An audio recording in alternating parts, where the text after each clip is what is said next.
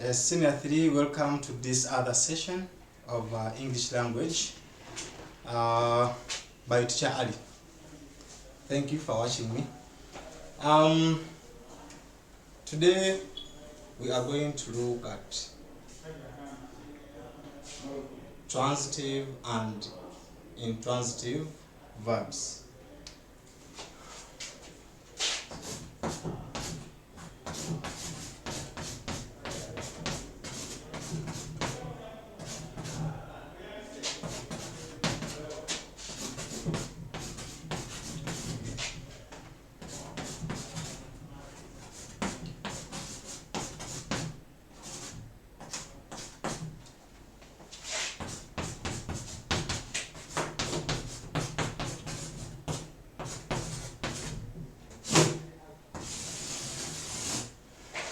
Transitive and intransitive verbs, as you can see on the blackboard. Now, first of all, I'd like us to know what the word verb is before we go to those types of verbs. A verb is an action word. A verb is an action word. In your primary schools, they used to call them the doing words. You see, the doing words. But here, we shall use the word action word. Why? Because a verb is always used to illustrate an action. You see, to show an event that is happening or that happened, depending on the tense that you want to use. For instance, I can give you some examples of a verb or of verbs. We can say playing, no? Or play. You can say cut. You can say put. You can have kill. You can have die. You see? Why? That when you use this in a sentence, they will actually show an action. They are illustrating an action. For instance, someone can say that he went to play football. He went to play football.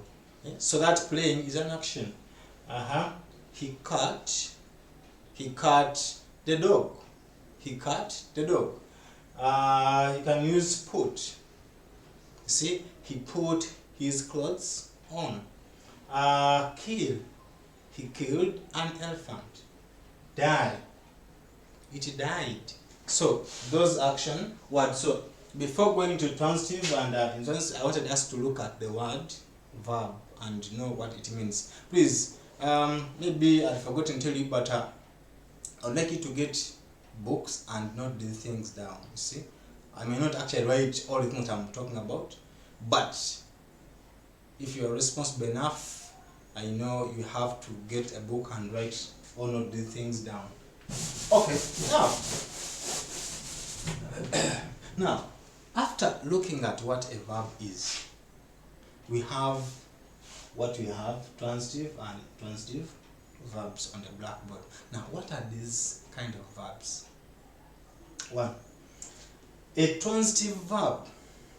A transitive verb is a verb that does not require an object to make full sense of a sentence or a complete statement. And a transitive verb is one that requires a direct object to make full sense of a sentence or a complete statement. I know it is a little hard now, but when I illustrate this, you will actually understand. Please follow me on this example. I have an example here. If someone said, example 1, if someone said that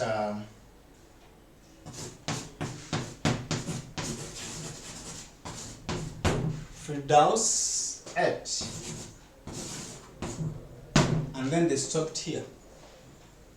I sing this, Firdaus ate. You see, the listener or the person who is being addressed, they will actually either verbally ask themselves or the speakers within, their inner selves, like, okay, yes, but what did Firdaus eat? See, there will be that how word. Now, that means that this statement here looks to be incomplete, or it does not actually carry full sense, or it is having that incomplete kind of meaning. That means that there's something that has to be put here to have complete sense of this statement. Okay. Now, so someone has to specify what Firdaus ate. So if the speaker came here and said, okay, Firdaus ate food. So are you seeing this example here now? Number 2. Please don't forget to put those full stops. Firdaus ate food. Are you seeing that? Now it takes us back to our SVO structures, the one that we looked at when we had the passives. Now, so we have this subject here. I think now we know the meaning of subject when we're talking about SVO. See, a subject is the doer of the action. You see, and I remember telling you this. And then we have our verb, which is ate. The verb is the action word that is used in the sentence. Then we have the object. I think this.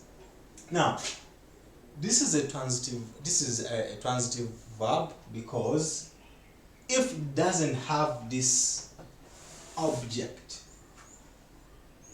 however much, even if it has the subject and the verb, the statement will be incomplete. It will carry no sense, or it will have half of its sense. So it will require someone, the speaker or the writer, to put an object after the verb to complement this action here. Okay, now we can have some other examples.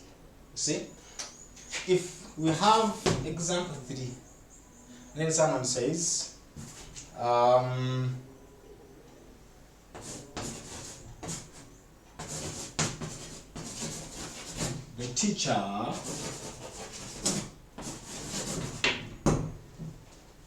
the teacher laughed. You see, I want you to look at this very well. When you look at 1 and 2, and 1 and 3, you can see that they are actually almost the same structures. Not actually, almost. They are the same structures, because what we have here is the subject plus the verb. Are you seeing that?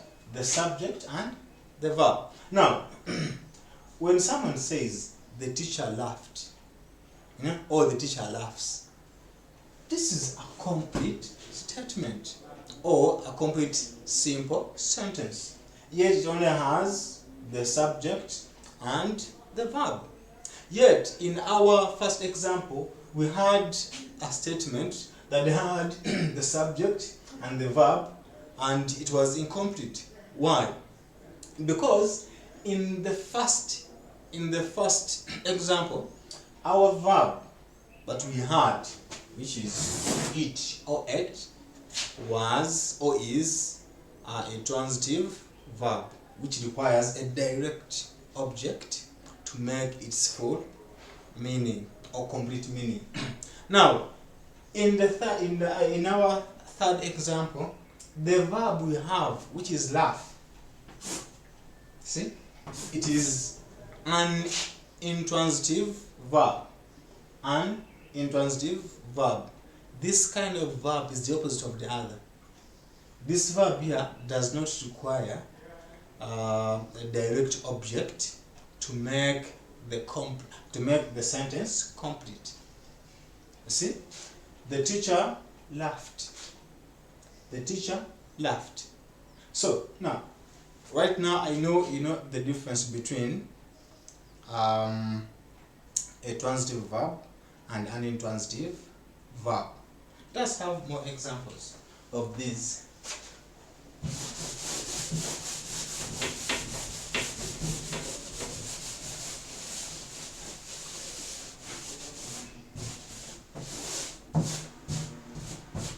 Please just remind you that we are looking at transitive and intransitive verbs. Transitive verbs, they are the ones that require the writer or the speaker they require a direct object for the verb, and the intransitive verbs they don't actually require a direct object to make full or complete meaning of the sentence. Now you can have things like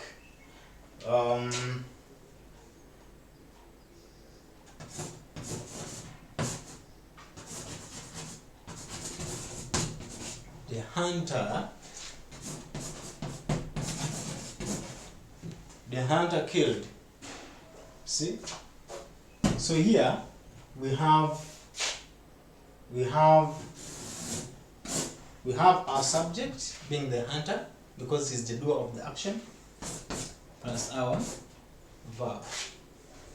Now, when someone just says the hunter killed, do you think do you think this statement carries complete meaning? Definitely it is no. Why? Because kill is also a transitive verb, so it will require a direct object just after it to make the statement complete and meaningful. So you'll need, if you are the speaker, you are required to specify, because this is a hanging statement. It is a hanging statement. Someone asks you, what did the hunter kill? What did the hunter kill? Now, the hunter killed something. The hunter must have killed something. So what is that something? Tell us. So you come here and please. The hunter killed lion. I think that? Yes. Once you don't put an object after these verbs, after these transitive verbs, they will stay hanging and they will be questionable. They will need something after it for them to make full sentence. If you just used another example here of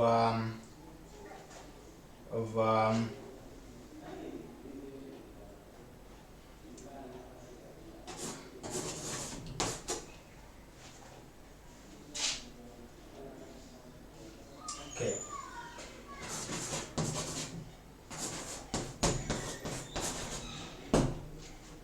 See, if you just use an example of the cow died. What is here? We only have two parts still in this sentence. We have the subject,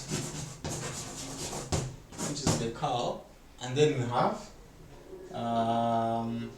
the verb, which is die. So, but you cannot ask yourself, what did the cow die? That would be a very wrong question. So that means that this statement or this simple sentence is complete without even an object. So that means that this is also an example of an intransitive verb. So now there's something here that we would like us to complete with, and then we shall have more of these examples, and I'll give you some exercise about this session here, or this topic.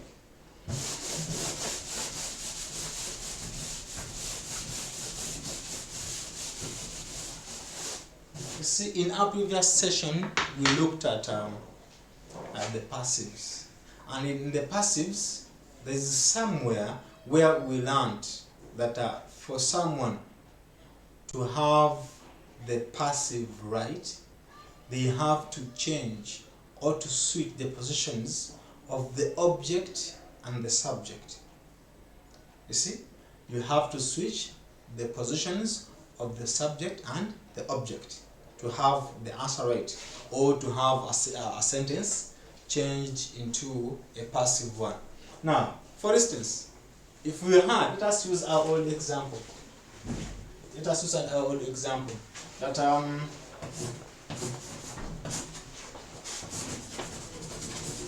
the hunter killed a lion. The hunter killed a lion. So, remember very well, we talked about the subject, and then of course the verb, which actually it retains its position as the subject, and then the object, which is the sufferer. Just to jog your mind or to take you back, remember we talked about subject as the doer of the action, and then the verb as the action itself, and then lion, and then the object as the sufferer, or the one who is affected by the action. See? Now, so we said yesterday, or in our previous session, that for you to get a statement like this, or a sentence like this, and turn it into a passive voice sentence, see, you have to switch the positions of the object and the subject.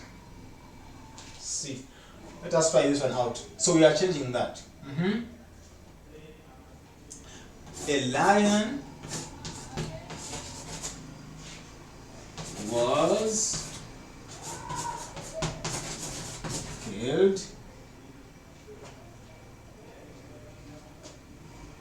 killed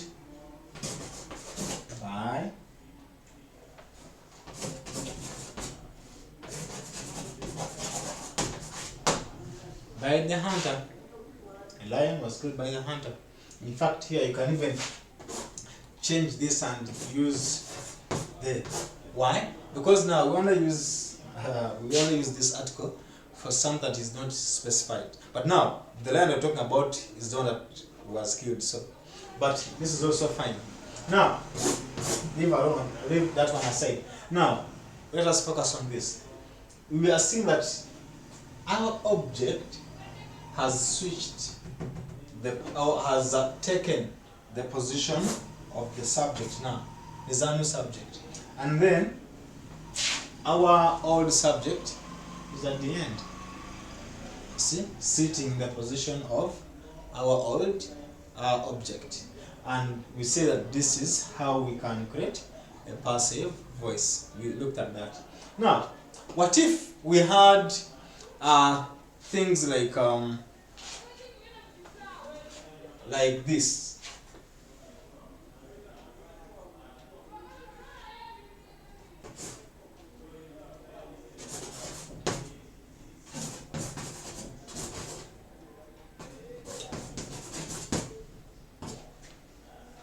God forbid, I'm not saying that you're going to die, but I'm only using this as an example for our understanding.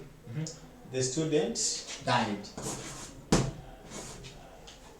The student died. I saying that, and then they ask you because die is an intransitive verb. It won't require you to say what did he die. You see? Yeah, of course someone may actually ask, what did he die of? But that is now an indirect complement or indirect object. But now you're talking about the direct objects. Just like you can see that after the verb, straight away to you. And if you're talking about eating, straight away. Firdaus ate food. There's no preposition between the verb and the object, or there's no other word between the verb and that's what you took. That is why we are actually calling it a direct object. Now, because here you can say The student died of something, maybe corona, God forbid, please. But now we are talking about this. This is a complete statement. The student died, and someone has actually communicated. The student died. Now, how can you change this into a passive voice? You see? Yeah? Are you trying out to change this into a passive voice? Please don't waste your time, because it is impossible. It is impossible for someone to use an intransitive verb use an intransitive verb in a passive voice. You see? So it is only the transitive words that are used in passive voices. See? So that's what I wanted to tell you.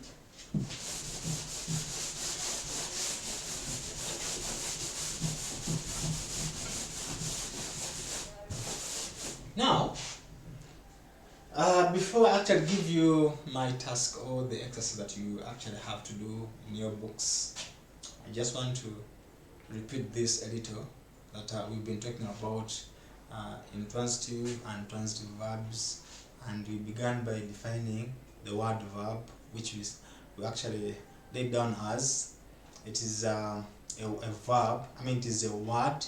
It is an action word. It is a word that illustrates an action or an event. So, and we gave examples. Now, then we went down and say that we have what we call a transitive and intransitive verbs. Now, a transitive verb is the one that requires an object or a direct object in order for it to make complete sense in the statement or in a sentence. And we gave examples here. In those, we gave examples in these sentences, and then we looked at an intransitive verb, where we said that this one here, it doesn't actually need a direct object to make complete meaning or sense of the sentence or the statement given. We also saw that, and then lastly we talked about the passives and how they are connected with these verbs here. We say that it is only the passive verbs, it is only the transitive verbs that can be used in passive voices, and the intransitive verbs cannot be used to form the passives or the passive voices. Now, we can have here, I can give you a few examples of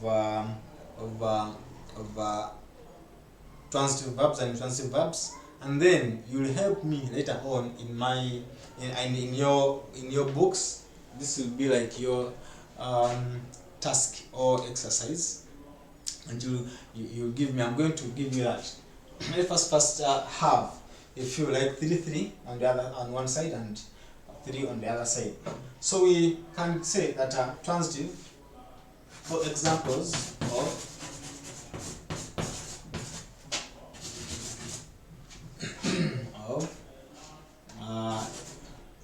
transitive verbs.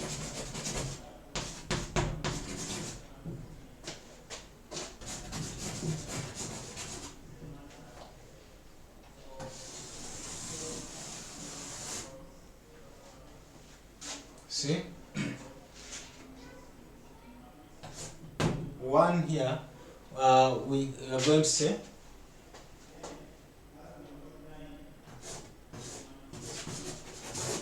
play,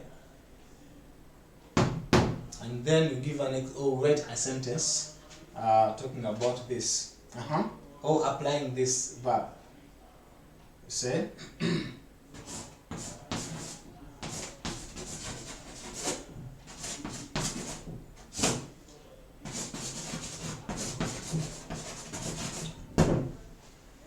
see, but when you just come and say he played, someone asks you what did he play, because there's so many things that you can actually play.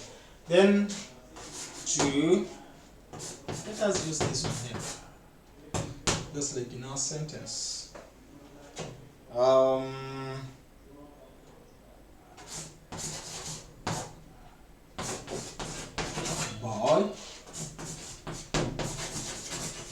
killed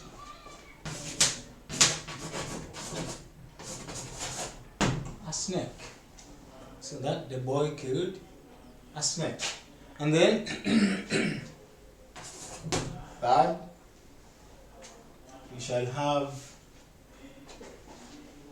this one here.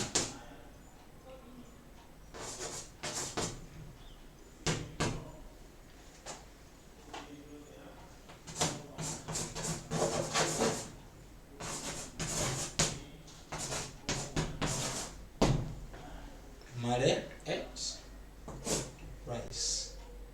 See? So those are the examples that we can give, but there are so many others. There's so many others. And then I'm going to actually give you that exercise and tell you where to find these verbs, and then you thank me later. Now, examples of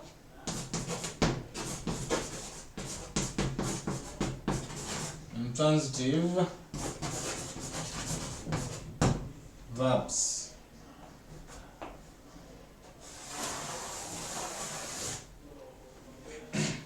So one,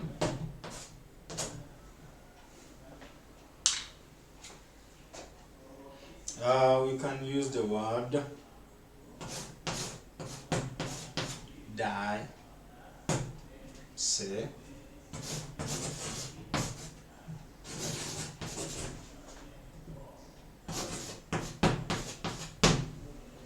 the cow died, and then two, you can have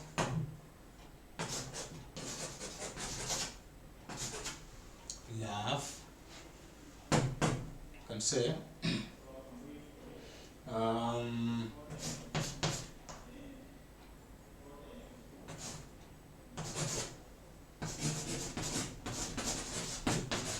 my mother laughed. See? I don't know the still okay. And I put it here. So you still see the sentence. The third example, we shall use the word rain. See? That is, you can say it rained, and this is completely meaningful. It rained. Now, there is a statement where someone can say it rained cats and dogs. You know, it rained cats and dogs. That is another form, and that is not what we are looking, because that is an idiomatic form or clause. But here we are looking at these ordinary SVO sentences and how we use the transitive and intransitive verbs. Now, those are the examples that I could actually give. There are so many, but of course, time. I'm going to give you a task. I'm going to leave you with a task.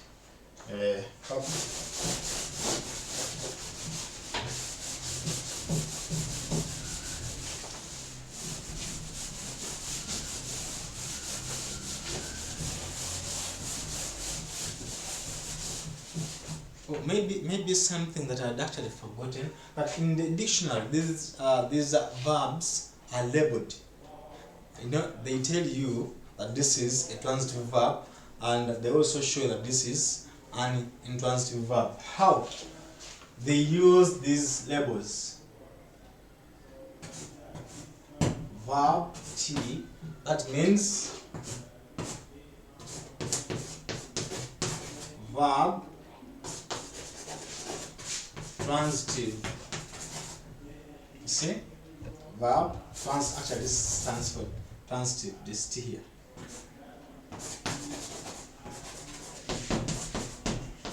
Transitive. And then the other one is the I. Now they are always in small letters, those labels. In small letters and in italics. in most cases, but you will see them. The most important thing is you to know these labels here. Here it will be verb,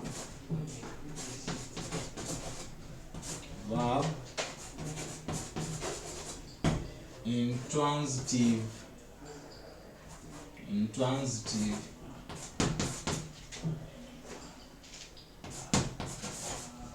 transitive. So how do they label them? You'll actually go and say maybe the word love. See? It will be somewhere here.